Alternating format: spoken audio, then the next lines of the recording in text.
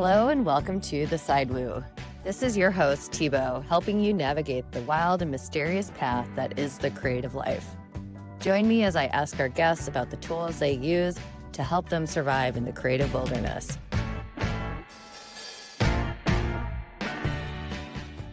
Well, welcome, Sidewoo listeners and watchers, for those watching on YouTube. I am super excited today. I have Rio Asch Phoenix, and he is a Los Angeles-based photographer. And I'm going to just read your little bio from the show just to get people excited in case they don't know your work. So Rio's a LA-based photographer documenting the contested boundaries between built and natural environments. Raised in North Florida, his work focuses on the intersection of these sites and the stories of destruction, renewal, and harmony that emerge from them. I love in some of your other versions of your bios, you're like, I also love riding my bike, holding my breath in cold water, and cooking onions until they are brown and soft and sweet and salty. So my question from that is, how long do you have to cook those onions to get them caramelized? That is a great question. I was just talking about this the other day because my aunt really doesn't like onions, and I was cooking dinner for my family like 2 nights ago. Okay. And I was like, I think that every single thing that I make like starts with onions. Oh, I was like I was so thrown off. I was like, I don't know how to make anything. I would say like, 10 or 15 minutes and they start getting brown and nice and sweet and salty. That's not that bad. I never do the full caramelization. I think I'm too impatient for that. Well, me but too. I know some That's people, why I was asking, like, is there, people really commit to like an hour of stirring them, and it's never gotten me before. I wonder if like air fryers are good for that, because they have kind of a weird temperature gauge, so you could just throw them in and like stir them occasionally. Yeah, and then just have it slowly melt down. That's a good idea. I've actually never used an air fryer. Oh, they are but I think amazing. you could do it in an oven. Really? Yeah, What do you I make highly in them? recommend. Because if you're roasting veggies, it takes like 45 minutes a lot of times in the oven, but then you can do basically the same thing for like 15 in the air fryer. Interesting. So I'm very into that, like time saving, because I think roast veggies are like some of the best food for me. That's amazing. That's what I ended up making was roast veggies. Oh, cool. Yeah. It was great. There's a really good caramelized onion recipe with Barefoot Contessa. She has like a cream cheese sour cream dip, but you have to like caramelize the onions first. For 2 hours. Yeah, probably. So, yeah. I've never made That's funny. But... Yeah. All right. I'll check it out. Well, cool. And so to kind of kick off like the sidewoo questions, do you know what astrology sign you are? It's a good question. I know that I am a Libra. Okay. And besides that, I honestly don't know anything about it. Okay. Not your jam. It's not my jam. I just like, I've never gotten into it. I think it's funny, like a lot of my family are very much into astrology and spirituality and stuff. And they always sort of make fun of me for being like the opposite. Not because I don't, not that there's any judgment. It's just like it's never hooked me in the same way, I think. But I am a Libra. I don't know if you can tell me something about that. Libras are big into, it's like ruled by Venus. So art and beauty, natural landscape seems like a natural fit, but I don't know you, so I wouldn't be able to diagnose. Yeah. Please give me a diagnosis. Yeah. We can pull up your full birth chart later. No, I'm just kidding. Cool. Yeah, offline. Yeah. Okay. Well, so just thinking about, like, it sounds like you're not like super into woo, but do you have kind of a spiritual belief system? Like, are you into religion, or do you have like a connection to like past lives, or are you into any of that stuff? Or people talk about nature is like a woo-woo thing sometimes. Yeah, for sure. Like growing up, any sort of religion and spirituality was so not part of our life. Like I didn't even really know that people actually went to church for like until I was like 14 or something. Wow. And what it meant to me was like some of my friends were Jewish and I got to go to their bar mitzvah, and I was like so excited about that. It's very fun. I agree. Remember my friend, when I went to my friend's bar mitzvahs and bat mitzvahs, I was like, this is the most fun thing. It was like it was like the most exciting it felt like I was 25 years old or something, and I'm, 12 in a suit, and Totally. Oh it's yeah, this is so like a funny. cocktail party for Yeah, you. totally, Yeah. exactly. And I remember my friend Zach got, they get a lot of gifts from their friends and family, and he got, I think, like $1,100 total, like Oh for yeah. his, like from everyone, and that was the most like unbelievable amount of money to me. Like I could not wrap my head around the fact that like No, anyone could totally. have $1,000. I was so jealous of him. Um, but yeah, and then growing up, I mean, I like, um, I think I am someone who really like, I get a lot of, I don't know, like all of my balance from just feeling like I'm in my body. And I think like experiences that make me feel more connected to that are like my way of sort of feeling alive and like a person. Mm, yeah. And so I think like sort of um, any sort of like organized religion or spirituality hasn't ever really got me. But And it um, hasn't been it sounds like you haven't been like, it hasn't been forced upon you either. So no, that's it good. hasn't. Yeah, it really wasn't. Um, it just wasn't even a part of my like I never even knew that it was part of people's life really. Like it never existed That's as a so thing that funny. like could be um could be an option. Like, it just was so separate. And I think, growing up, like I've found that sort of sense of purpose or meaning from um yeah, again, from like feeling like I'm in my body, like I'm connected to the things around me, that I'm not just like floating up in my head.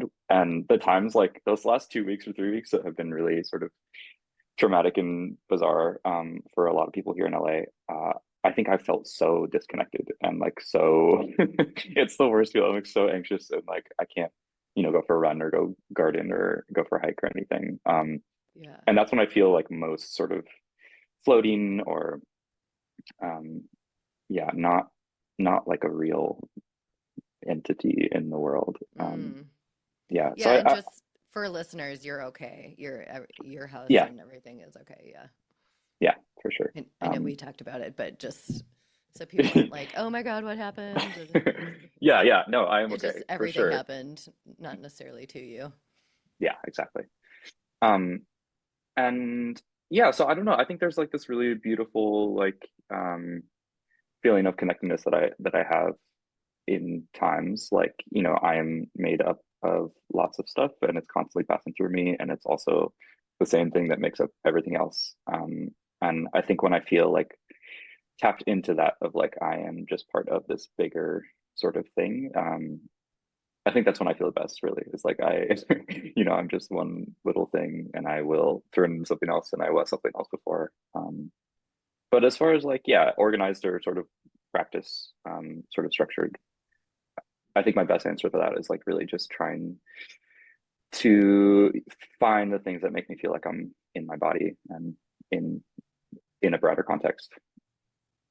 Cool. That sounds very healthy, very grounded. You're not going to get like swept up by a cult or anything. That's No, what you that's think. yeah, exactly. Yeah. Well, and so it sounds like yeah, you part of this like kind of connecting to the physical world in your body and like from seeing your show up at Monte Vista Projects, like you're obviously really into nature. It sounds like you garden. So like maybe talk a little bit more about that. Like how'd you get into gardening? Yeah, for sure.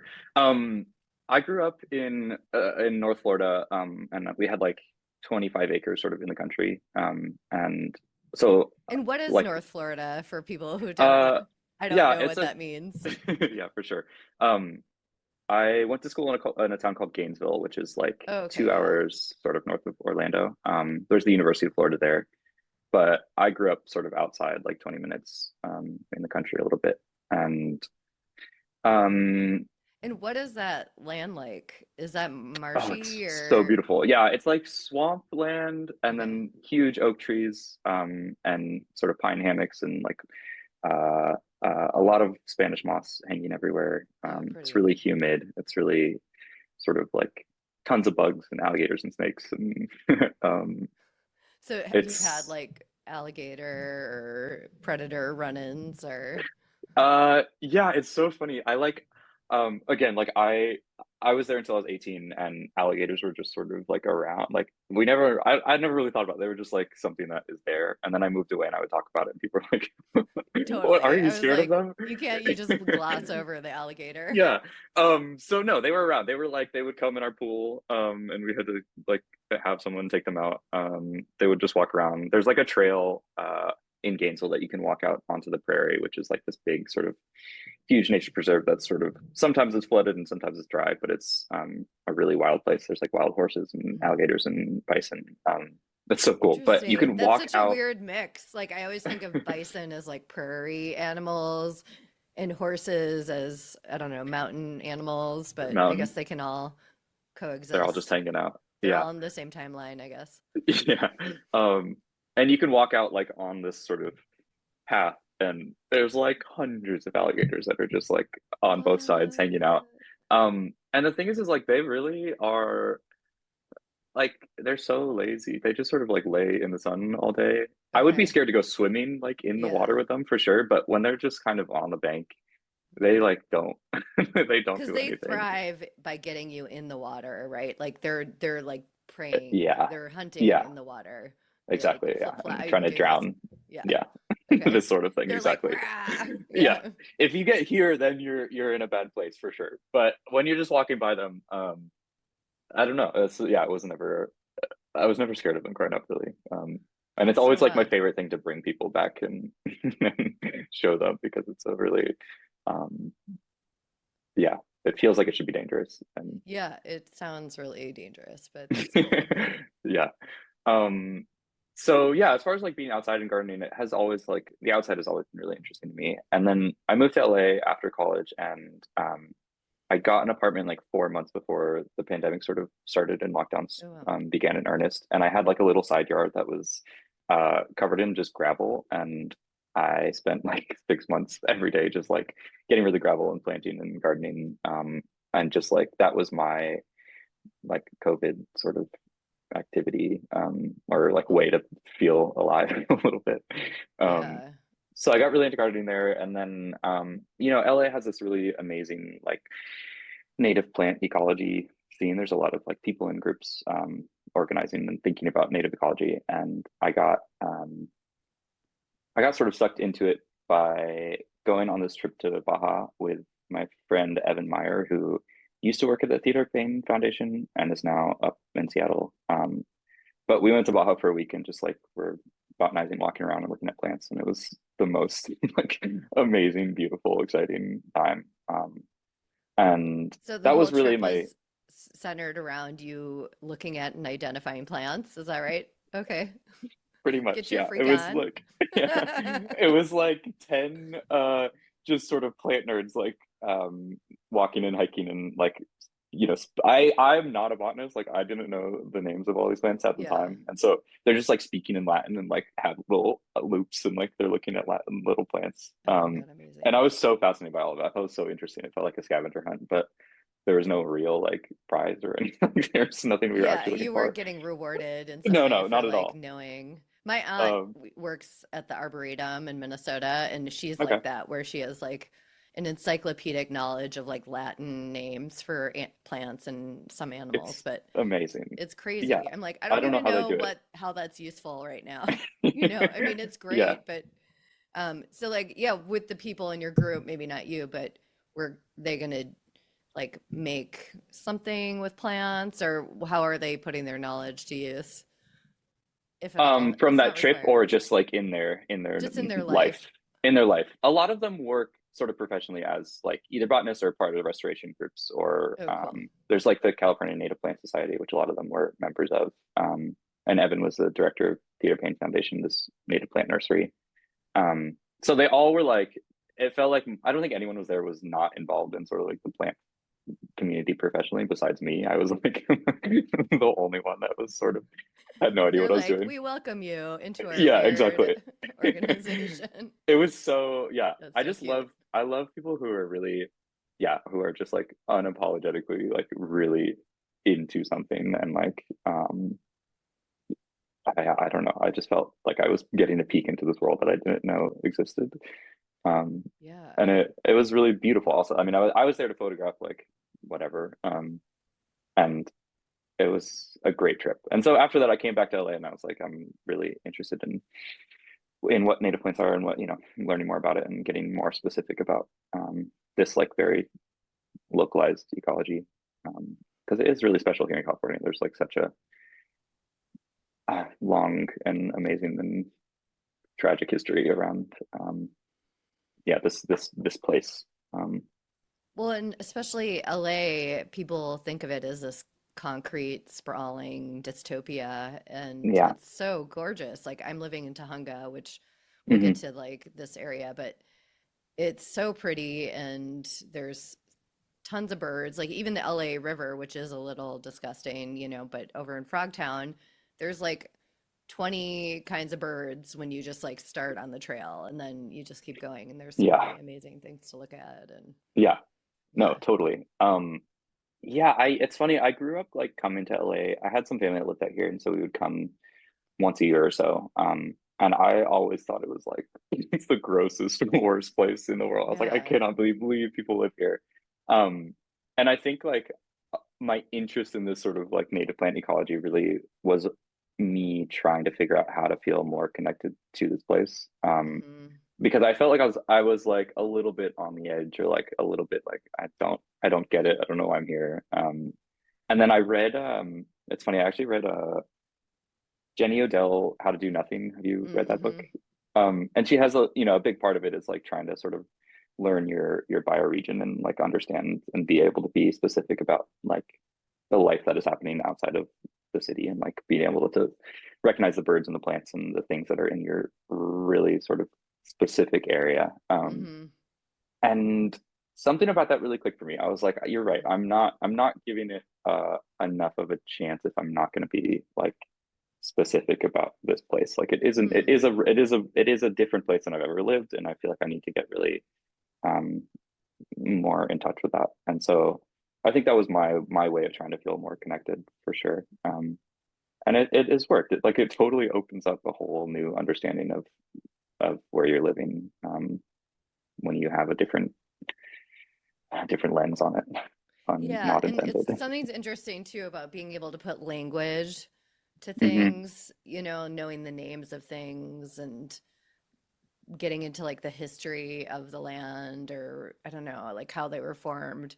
It does Yeah. create something different, like a different relationship than if you're just like looking at it like, wow, it's so pretty, and then that's Yeah. it. I Yeah. mean, not to say that's not a valuable relationship with nature, but No, for sure not. Yeah. But I think there is something about like a sort of generic, this flower is the same as the one in Florida or the same as the one in Massachusetts or um I think it loses a little bit of its like weight when you when you let it be a little bit more surface level like that. Yeah, I've gotten a lot of like um it's just felt me like helped me feel way more connected to this place being more specific about it. um and how do you think your photography plays into that? Does that reinforce it, or are they kind of separate? Yeah, no, I think they're really connected. I feel like they are, um, I think the same way that I'm interested in being specific about like what I'm seeing and what I'm doing, like I want my photos to feel the same sort of specificity. Like this this is a real place and it is um uh like it's so special and magical. Like I want it to feel like a real place, but then like 10% more amazing or like more beautiful than you would ever actually see it. Yeah, Um which I think you do get at. But I think also the Canyon Hills development is that beautiful, yeah. but people don't know about it, so it's part of like the mystery of LA where you kind of get introduced to these spots like that, and Mhm. I think it is that beautiful when you're there, but you would never know about it. Like I live literally a mile from it, and it took me like a year and 8 months to like learn about it Yeah. because it's Yeah. just not, I don't Well, know. that's kind of I think there's yeah, a lot of stuff like that though. totally. I think that's a better way of putting it is like I have found so much joy like trying to find these places and like really look at them and feel like they're part of my life. And I think my photography is a way for me to like talk about that. And I'm talking about officially, obviously, but I'm trying to bring all of it out, um, all of it out into the world a little bit. And like maybe what I get from it is like you're celebrating instead of celebrating like what LA is known for, like all the buildings and the sprawl and the traffic, you're like celebrating these spaces that are super green and maybe even drilling into like, and this plant is special, like very, yeah, back to that like hyper local specificity and this viewpoint, you can't get this from anywhere else, or um, I don't know. That was my kind of interpretation of it. Just Yeah. and that you can have like explore in a city that is thought to be kind of knowable, there's like mystery even Hmm. in something that's so kind of urban and like kind of like commodified. Like there are these spaces that are untouched Yeah. for now. Yeah.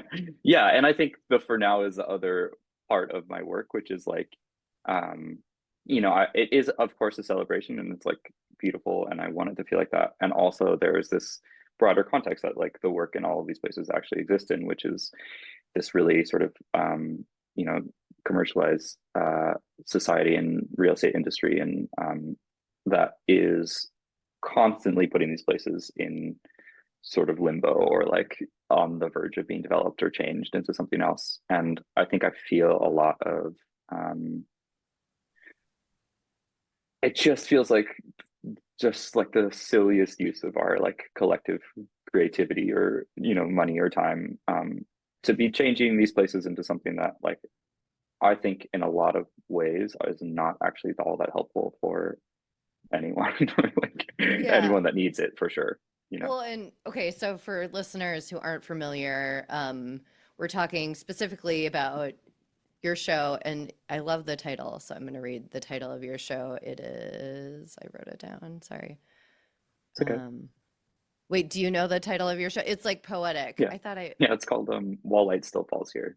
yes, beautiful Yeah. title. Thank you.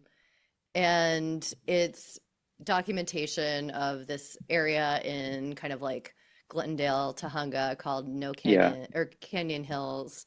That's like I'm basically looking at the mountain, and then to the right is where that kind of set land that was basically set aside for development. I think there were houses there before, but then they burned down. And so now there's more open space again, like probably in the 90s, because one of the first times I was walking on the trail area, I ran into someone. There's usually only like one person out there, but and he's like, "Oh yeah, I used to live here, and like there were houses, and now it's totally overgrown and you can't see where anything was, but apparently there were already houses there at one point." Interesting. Yeah, but then it's been quite a while, and it is like a really fire sensitive area. But so I guess 2005, a development group purchased the land, kind of did some fuzzy math around like the environmental impact and got permits to build like a gated community, which just for context in the neighborhood, like down the hill from that is a very tiny main street that is not gentrified. It's cannot handle the like incoming like hundreds of high net worth individuals that would be coming to a gated community. So it's kind of jarring to imagine like building this super high end thing and then like what they would have to create to like accommodate all those people and that community. Not to say like everyone shouldn't have a home, but yeah, so basically that's in the works. And then No Canyon Hills is this activist group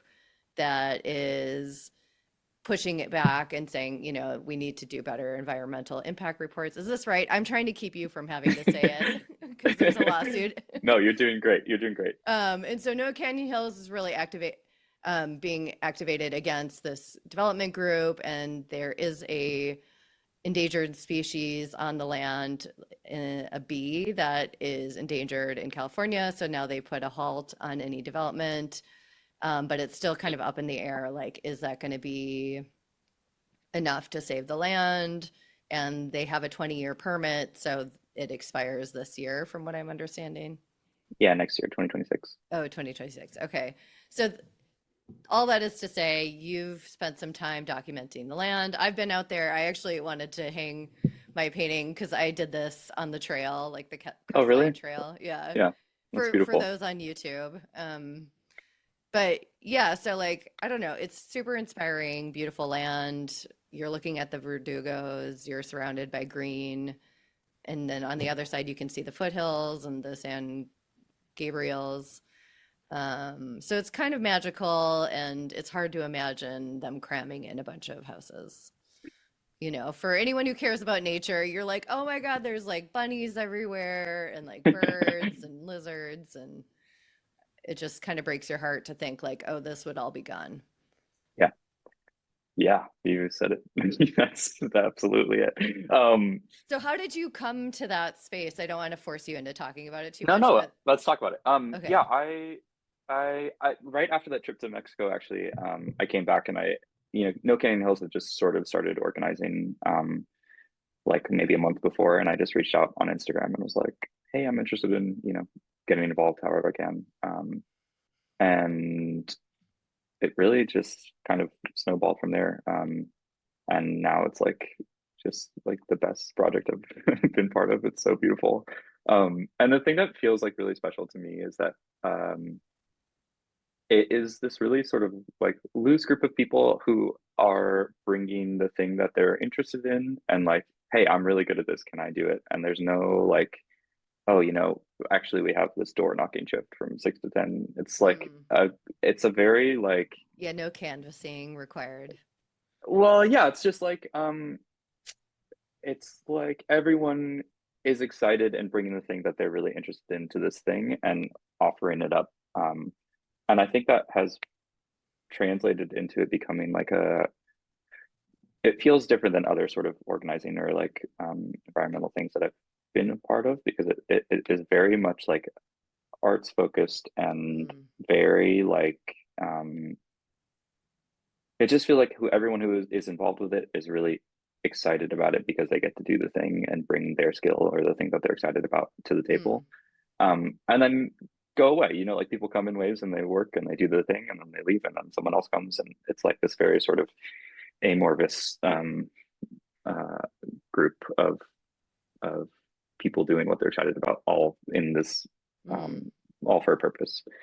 Um, so yeah, my time, my piece of it is that like I was helping organize and like doing stuff and was just really inspired by all of it and also the beauty of the Verdugo Mountains, which is like in LA. Like it's crazy. I feel like people don't really understand how close it is or No. how like how close and then also how wild it really feels Yeah. in the Verdugos. Like it's such a there's highways everywhere. There's Burbank, Glendale, and then Tujunga, and it's all just like right in the middle of it. And it's this really special like crossing point between like the San Monicas and the San Gabriels, and it has a lot of interesting species that exist there in the middle of this like sort of island of development all around it. Um, Yeah. and you mentioned the plant and animal life, but there's also like mountain lions that live in there. And a big part of Really? this is that, Have you seen yeah, yeah, them? not in person. No, Okay, that because would I be saw a scary. really big coyote one time, Really? Yeah, and I had coyote. to I haven't wait seen for it coyote. to like choose to go away because I was Yeah. kind of coming back to where I had parked, and they were like blocking Mm. either side of the trail that I could have gone on. So I just had to be like, sending you love, coyote, but also I'm not gonna like go. There was nowhere for me to go, so it was really that was Yeah. when I was like, oh, this is wild. Yeah, it is really wild. And it's also like, it's like one of the last sort of crossings for wildlife between the Verdugos, because there's the 210 there, and Right. then there's like a sort of highway underpass. And if this development goes through, it's just going to become like that much more impossible, basically, for any sort of large animal to pass between all of them. This is like the last piece of land that is used as like this thoroughfare, this highway through Mm. through the Verdugo's. Yeah, or And people's pets are going to get eaten more, you know? I mean, they're still going yeah, to have to go somewhere. That's the thing. yeah. That's crazy. I don't know. Um, and like outside of the plant and animal life, you mentioned the fire risk, and it did burn in 2017, the Tuna Canyon fire, and it is in this sort of designated by Cal Fire as a very high fire hazard severity zone, which is the highest sort of designation that a piece of land can get. And as part of the development plan, there is only one way in and out of the development. So there's, Yeah. potentially hundreds or maybe even, 1,000 people living in there, and one way in and out in this intensely Yeah. hazardous area that has already burned. And, as we saw like 2 weeks ago, um, it's just going to happen more often. And to think that like it No, makes any sense in the context of these fires to go through with this development and put all these people in danger, uh, is just insane to me. It doesn't make any it doesn't sense. make any sense. I know because even to get there, you're driving through this neighborhood that has like fairly small, Yeah, narrow streets, and it's even hard to go just you. Imagine having people coming in both directions, and then imagine yeah, trying to get out quickly. Like, there's no way. You just can't, like, yeah. you It's literally can't so do it. So, I yeah. mean, people can decide what they want to do, but I would feel like trapped in a basement, it's like scary. Yeah, for sure. And Imagine. outside of all the sort of like, the natural beauty and the wildlife and all that stuff, which I really care about, if you just think about, the human and property value, which I think is sort of the thing that is like drives a lot of these decisions, Hmm. like just from that math, it doesn't make any sense, No. avoiding all of the other things. It's just, it's gonna burn again, and there's one entrance in and out, and they're talking about like a sort of emergency exit also that will be locked. And in the fire sort of impact report, they talk about like if someone needs to go out this way, they can use bolt cutters to open the gate in the sense of an emergency. And it's like, if Yikes. that's your plan, is to like No. rely on them having bolt cutters to find a way out. Yeah, like um every single resident has to have bolt cutters in case of emergency. Yeah. Wow. So I don't know. It just feels like a this sort of mismatch between what is incentivized. Like there's a lot of money at stake here for the person that owns it, the development company, Hmm. and obviously this sort of system that we're all in that is holds a lot of value. Like monetary value is sort of the thing that we're all we're all supposed to be working for, or like Yeah, the and way that the in approval relationship with. process. Yeah, exactly. And so unfortunately, like, the thing that is monetarily incentivized here doesn't make sense on an ecological or a sort of human, human scale. And that is frustrating. And I think that's sort of a big part of this sort of No Canyon Hills movement, is like a rethinking of what the systems of land care or land use look like, and how we can rethink it so that the incentives are more focused on things that actually make sense for the people in the community and the plants and animals in the broader community. Like Um, long term. I mean, sure, they might have a couple lucky years, but yeah, when you imagine like over the course of like 50, like how long do you want a house to stand? It's like we were really lucky here in Tahunga because we're very much set up like Altadena, yeah, where we're I right by the know. mountains and it could have been us. So, and I'm, like stone's throw what it feels like from a bunch of chaparral that could easily burn. So it's like just in the big picture, like, yeah, maybe it'll last 25 years, but like I don't know. It's kind of like me going to SFAI, which has now closed. Like, you don't expect something like that to only last like 20 years, or I don't know. We were just talking about grad school, and I was saying how for listeners, like two of the schools I went to in San Francisco are now one's closed and one's like kind of having financial problems. And I don't know, it's like you invest in something, even let's say they were environmentally, looking at all the impacts, like the fact that they're in a fire zone, you're investing and there's still no guarantee. I don't know. And I guess that's a good question for rebuilding in Altadena or even like living in Tahunga at all. I mean, how do you negotiate like what is a very real risk? Um, I don't know. I feel like we're getting off topic. I did want to talk about this idea of like the opportunism that's happening with the development people and just on a broader kind of scale, like, and just not even related to the environment. I feel like right now we're doing a lot of reevaluating of all of our systems and the way that we as individuals have contributed to like giving a lot of power to maybe like the oligarch bros, or the broligarch, as some people are calling them, and how it can feel kind of hard to like push against something that does in the short term like benefit you, like ordering on Amazon Prime is really convenient, and like all the Instagram and whatever, like that's all really convenient, but then what is it serving down the line, and where's it going, and trying to figure out like, oh, we just gave like Mark Zuckerberg a lot of power and he's using it in ways that now we don't support. So like what are their ways of creating, activism against that, other than like getting off social media platform that is really useful in a lot of ways. So I've been thinking about that a lot. Like, how is it possible to take back power when it's the action that it requires is inconvenient and like not that much fun? I don't know, because that is Yeah. a lot of what we're looking at. Like we have got so many cozy conveniences. So like, yeah, I don't know. Do you are you having any pushback like about social media, or is there anything in your life that's kind of coming up like that? Yeah, I wish I had a good answer for what we should do. It's such a complicated thing because, obviously I agree and like I don't want to be supporting these sort of systems of power that you know, I'm not super interested in.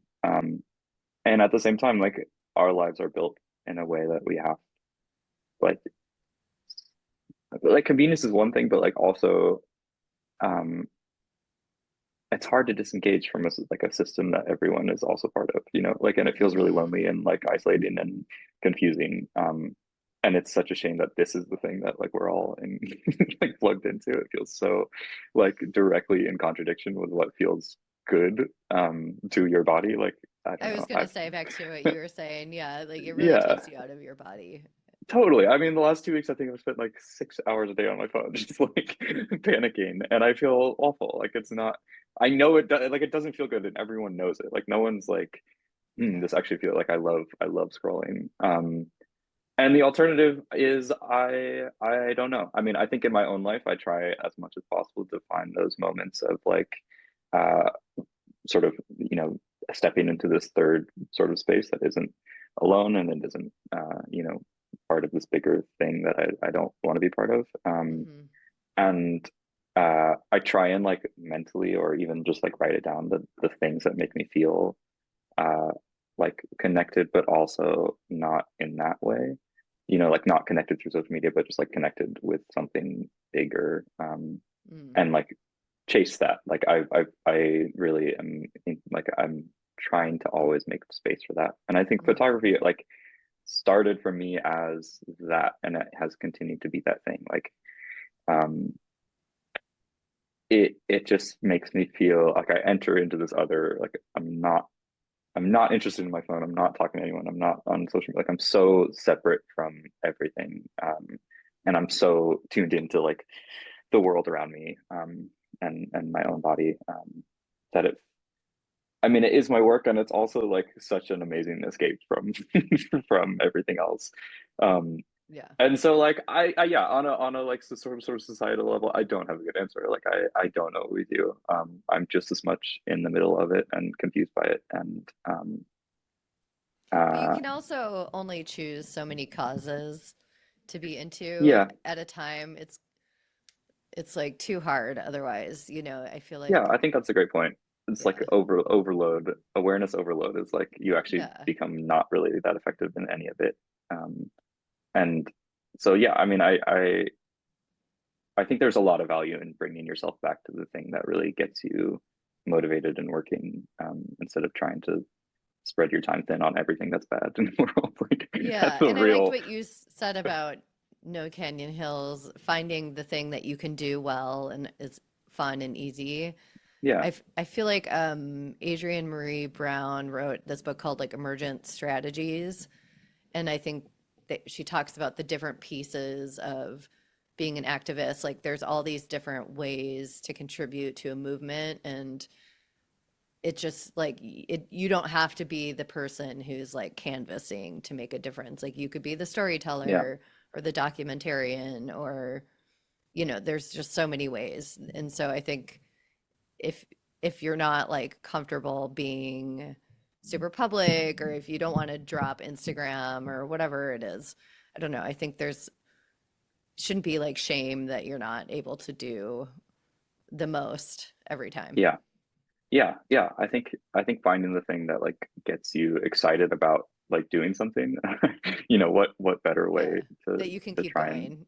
yeah, exactly. Because it's like it's hard. Like it's so It's so hard. like you get so burnt out and tired, and like if you're also trying to add this other thing of like I want to be doing something, but the thing I'm doing I don't actually really like you're never going to be able to have like a No. meaningful relationship with this sort of work or organizing or anything. I think anything. But it's yeah, I don't know. I think coming back to like giving yourself some grace and not having to be perfect all the time. And sometimes if you need to like go on TikTok for 2 hours and feel okay, Yeah. like that's Right. okay. Totally. Just K-hole. Yeah, exactly. Yeah, talk hole. Um, Oh yeah, yeah. tackle. Well, so thinking about media, and this is something I was going to ask when we were talking about your school experience, because I went to school before Instagram, Mm, which in a lot of ways was a real gift because there just was no option. Like I think there for grad school there was Facebook, but like Instagram for artists is like a next level of awareness of what everyone's doing and this like global sharing. And I think it changed like how people made art and like the movements that were happening in any given city. I really feel like there was no more like this city makes this type of art. I feel like everybody was kind of doing everything. mm. But yeah, I feel really grateful, but then it offers a lot of benefits. So I'm curious, like, what your experience as a photographer was like with Instagram. Were you on it right away when you were, because I guess you were making art, you said like from a very young age, but then Yeah. did it Yeah, shift? that's a great question. Um, I got Instagram. I remember I was in chemistry class in 12th grade and all my friends had had it for a long time. And I don't know, I just never seemed interesting. And then I got it. Um, and yeah, then I went to college and I think the way that it like sort of affected me or made me think about it, is that like in school, I was really, a lot of my work was interested in like how, like self-presentation or identity exists in the real world and then also what it looks like online. Okay, yeah. And it felt like for me it was like I mean going to college is such a exercise in like understanding your own identity and how you want to like present and how who you are to these people that you've never met. Yeah. And that's like a whole like That we could do a confusing. different podcast about that. Yeah, Yeah. yeah, exactly.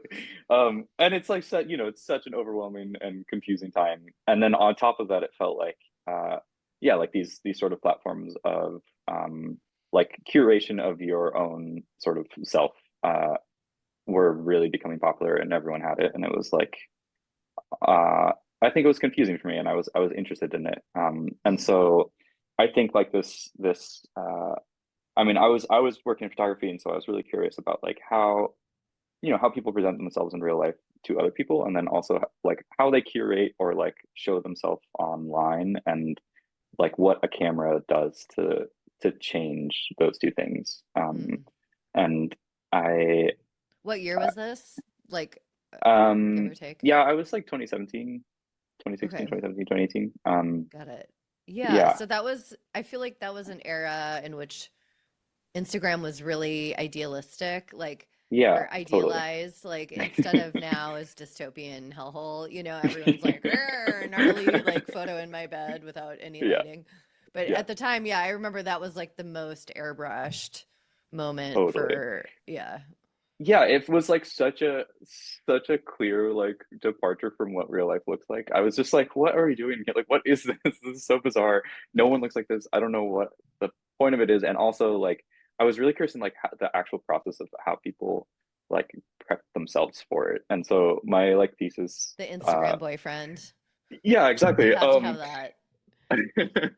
And yeah, just the idea of like a camera as this like eye looking at you that you have to prep yourself and like sort of like screen and get ready for was Hmm. super interesting. And my project in senior year, I had people come into a room on their own and like basically take a self-portrait. Mm. But I also had like a video camera that they didn't necessarily know about. And so it's like this Oh, interesting. multi-track video and then also the picture that they take. And so you get to like watch them Mm. like, sit and change their posture and like try out facial expressions and sort of fix their hair and then and then you get like this object, which is the photo that they take, which is like a moment in time that they were prepping for, but then you also get the context that they were doing it in. And that was really exciting. I loved watching it. It was like Yeah. so Squirmy. yeah. And I think Instagram had like I don't know that I mean I guess I didn't really live in a time before, but I feel like it had such an effect on everyone's understanding of themselves and also like the rituals that you have to go through to share yourself on the internet. Which I Hmm. think is different now. The sort of aesthetic of it obviously is different. Like it's more like whatever lo-fi, like I have hair in my face. But Hmm. I think that's the same sort of thing. Like it's we're not searching for perfection here, but we're all doing the thing in a different way. Yeah, it's you're performing it, but just with the Yeah, new rules. Yeah, I yeah, feel it's that. a total performance. And something about that is really exciting and interesting and funny and like sweet and endearing to me. And That's uh very generous. I yeah, mean, I think because we all do it, and even before Instagram, people took photos of yeah, themselves and of their loved ones for family portraits and sat hmm for paintings, and so yeah. And I'm sure the same sort of thing was happening. It was just so it's so exactly, I funny. was gonna say, yeah. Yeah, yeah. Um, It and also now, kind of reminds me Instagram, of Warhol's screen tests, where people mm, just kind of sit and like smolder yeah, for the can, which maybe a yeah, little, those are the people he chose were less self-conscious maybe, but yeah. the average Instagram user is They were maybe ready a little for it. more awkward. Yeah, for sure. Um, Well, and yeah, so and what do then you think is keeping photography alive? Because I'm not a photographer, I wasn't trained. So I know there's all these different like through lines that are kind of things people are thinking about. And there's like, is it true? Is one of them, is this evidence, a document, or mhm. is it formally, beautiful? I don't know. So like what to you is keeping photography relevant as like a kind of self-generating? I don't know. Like is it kind of renewing or do you feel like there's like, what are the like limits right now? I don't know. Give us like Mm. the 411 hot take on photography. On photography? Yeah. That's a great question. I think honestly, like I don't think it is I mean I think everything is sort of constantly changing and I don't think that it's dying at all. Like I think if anything it's more interesting than uh ever maybe. Like I think in the context of sort of like this new A art generative AR art, like photography almost has like less uh like is less beholden to the truth or to For the sure.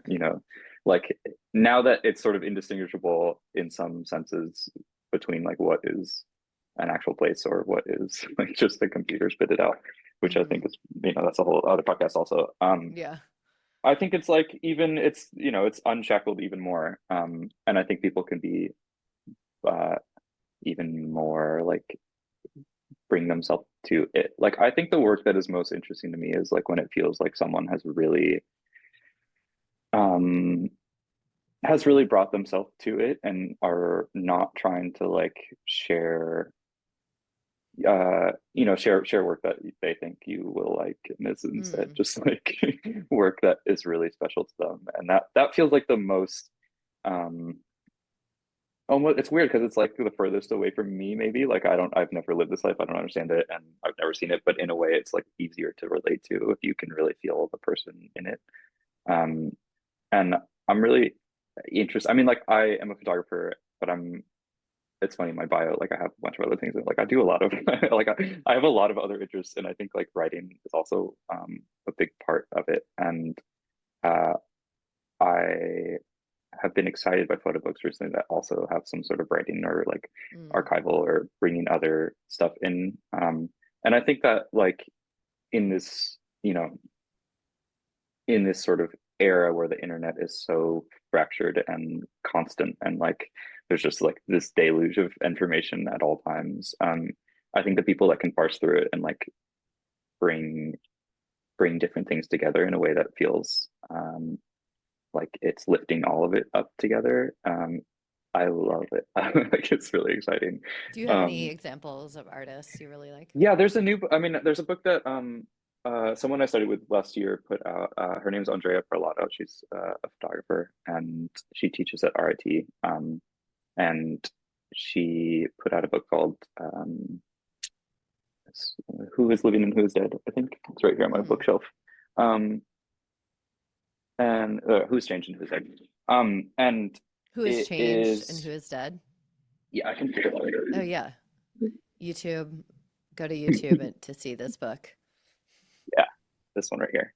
Oh, cool. Um, and I like the cover. she yeah, she's a photographer, and she also wrote for it, and it's like a sort of exploration of like motherhood and what being a daughter feels like, and also sort of family grief. And it's written in sort of letters to her daughters and to her mom, and there's photographs and still lives, and it is like this really amazing sort of like um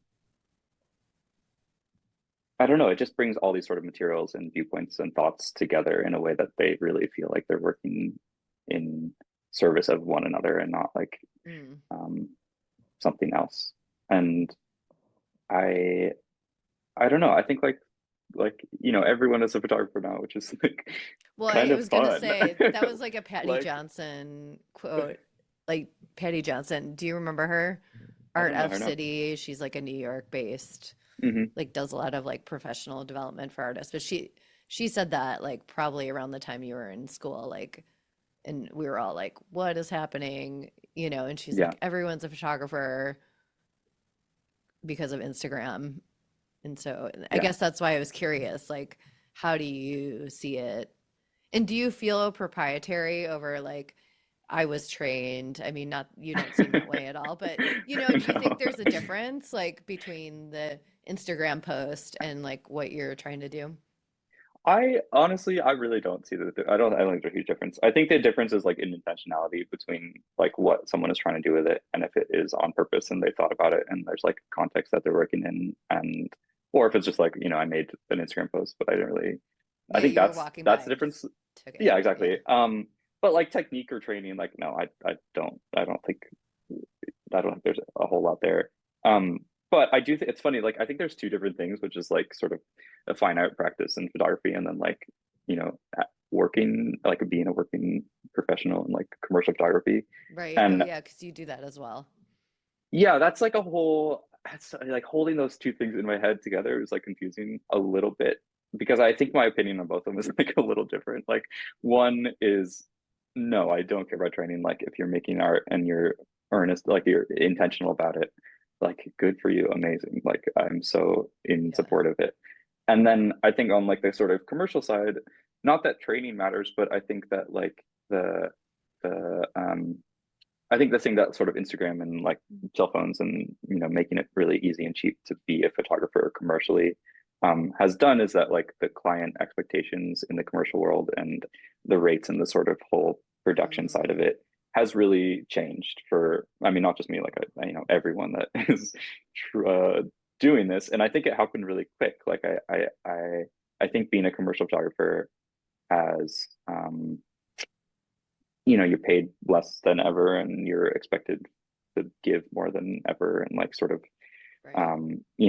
rights and licensing, like all of that is, like, why would I pay you license for this? Because my cousin with an iPhone is gonna Could do do the a same TikTok for thing. it instead of, yeah, which is frustrating. But also, like, I think there is some value in being like, okay, things have changed. It's not gonna be the 90s anymore. And Yeah.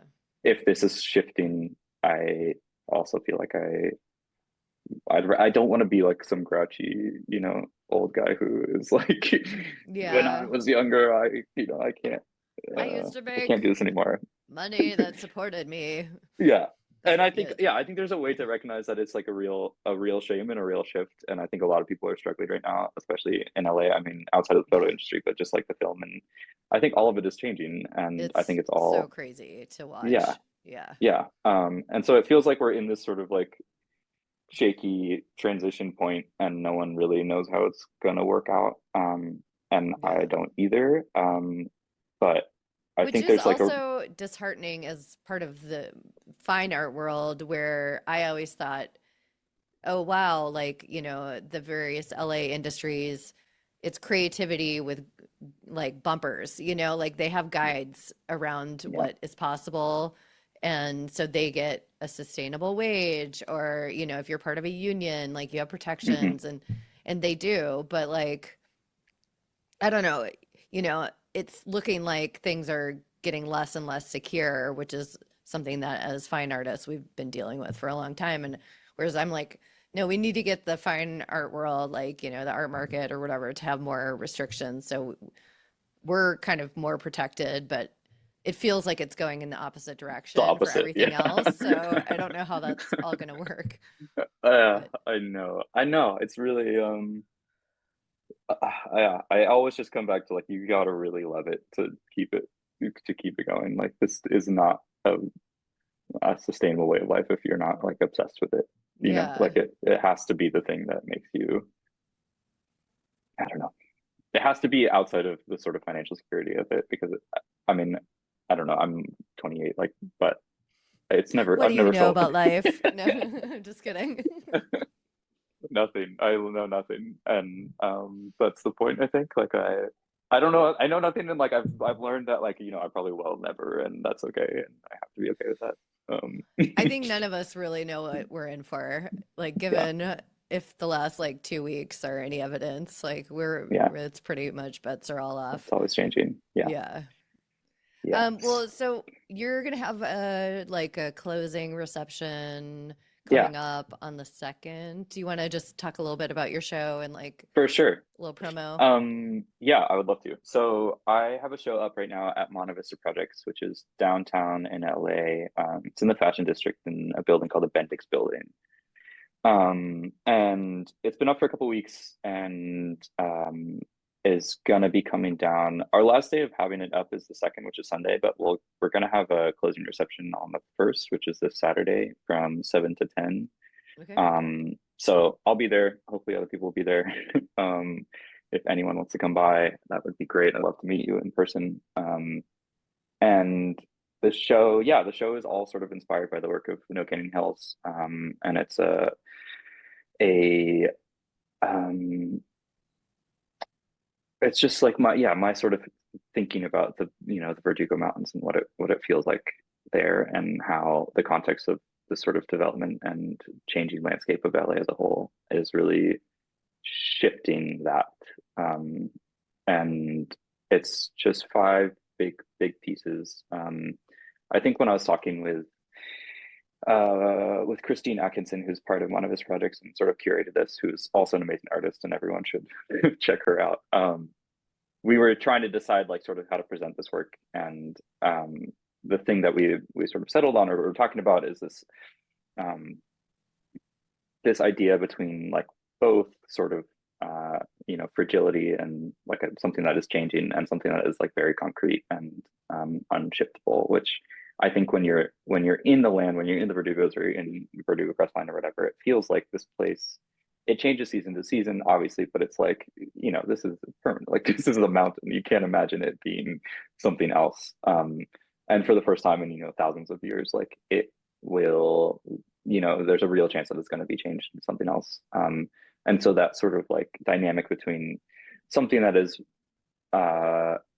unshiftable and also like really fragile. And so there are these big pieces that are sort of framed in Douglas fir, which is sort of cabinet material, I love and the sort of framing. construction. I Oh, went and thank saw you. it this weekend, and I really liked how you Cool. framed it. Yeah. Oh, thank you so much. Yeah, my friend Liam Montano, who's a woodworker, did them, and they're amazing. They're so beautiful.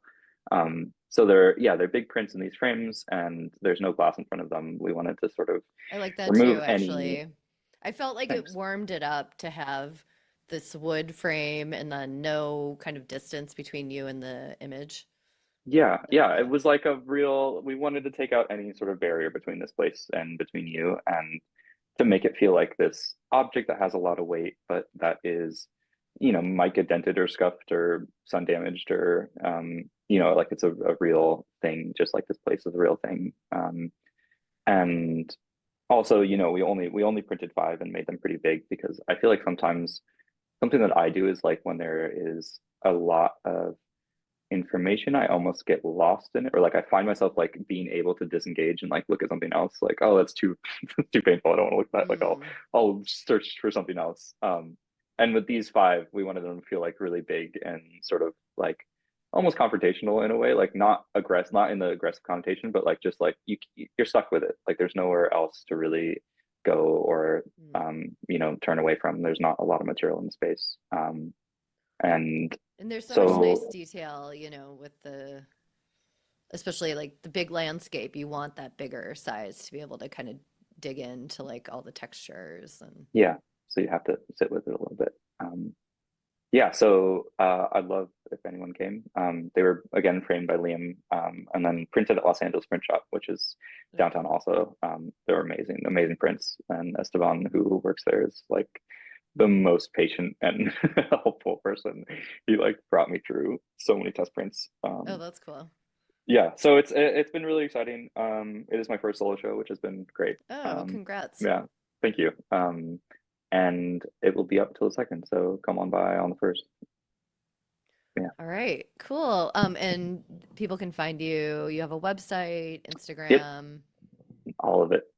Yeah, it's all just my name, rioashphoenix.com, and then at Rio Asch Phoenix. And And I'll put then links in show notes, but Ash is okay, spelled cool. ASCH for people. ASCH. Yeah, my dad made that confusing. It's cool. um, It's kind of separate. Is that like a reference to something specific or just no, a, it's his last name. Yeah, oh, okay, cool. yeah, and then Phoenix is my mom's last name.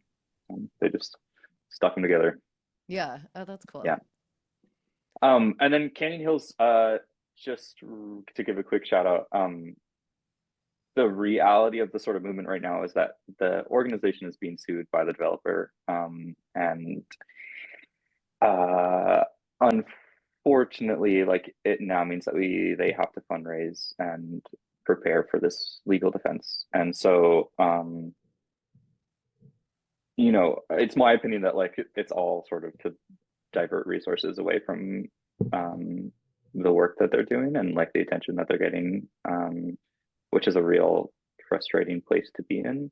Hmm. But I think if anyone is watching this and like is interested in getting involved, one thing that is really helpful right now, unfortunately, is just sort of monetary help.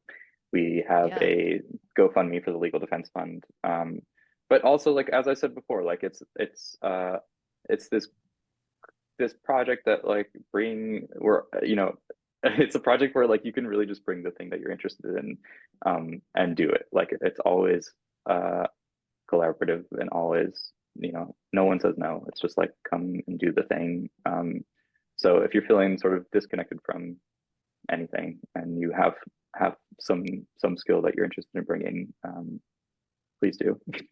Yeah. So Yeah. I'll put a link to that as well. And I'm going to put the GPS tag for where I like to park. And because for people in LA, it's a beautiful hike. And there is like a public path that's technically a road that goes to a couple houses out there. There's like one older man with his dog. Have you seen this man with his dog?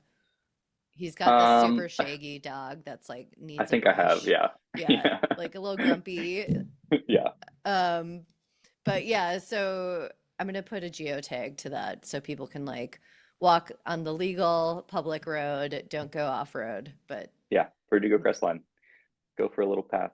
Go for a little yeah, walk. and you can kind of see what we're talking about. It's really gorgeous. Yeah, and go there, go anywhere, go to the Verdugos. Just I Right. like could ask people to go more often. It's so close and it's so beautiful. And it's Canyon Hills right now, but it might be another place next year or in 2 years. And so it's That's not it's true. not Yeah. necessarily just this place. It's like the broader system that's saying this is the thing that we need to do. Uh, that I think we should all sort of have a deeper think about. Yeah. Cool. Well, thank you so much, Rio. This was awesome. And Awesome. I'm rooting for you and Thanks, everybody Thibault. involved. Yeah. Yeah. Awesome. Thank you so much for having me. This has been really fun. Cool. Cool. All right. Bye. See you later. Bye. That's all for this week's episode. Thank you so much for listening. This was your host, Thibault, with sound editing help by Natasha Lowy. If you love this episode, please share it with a friend, write us a review, and give us 5 stars for good karma points. To watch along, subscribe to our YouTube channel and see all of our videos and live talk recordings there. Thanks so much for listening. See you next time on The Sidewoo.